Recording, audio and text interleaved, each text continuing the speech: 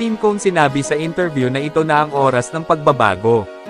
Ganda ng plano ni Tim Cone sa Gilas Pilipinas, yan ang ating aalamin kung ano-ano nga ito pagkatapos lamang ng intro.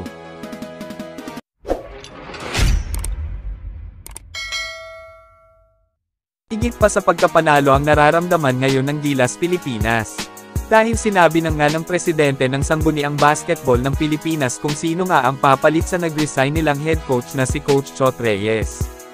Si Coach Tim Cone nga ang papalit kay Chot Reyes at magiging head coach ng Gilas Pilipinas sa nalalapit na Asian Games.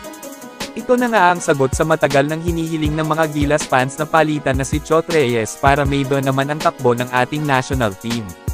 Ang nakakalungkot lang dito mga idol ay hindi kasama sa lineup ang ating mga idol na si Renz Abando, Kai Sotto, Jordan Clarkson at si Dwight Ramos. Sa kadihalan nga nababalik na sila sa ibang bansa para doon naman sila maglaro.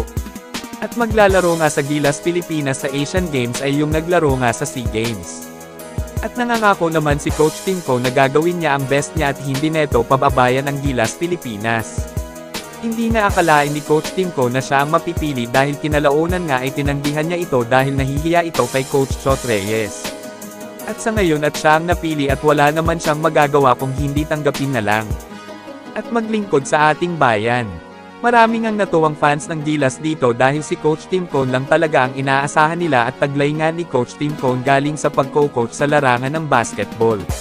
At samantalang hindi naman daw totoo ang balita na si Renz Abando ay maglalaro sa NBA sa koponan na Golden State Warriors. At siya ay babalik sa Korea at lalaro sa Anyang Khaik dahil siya ay may pinirmahang kontrata. At dito na natatapos ang ating magandang content mga idol.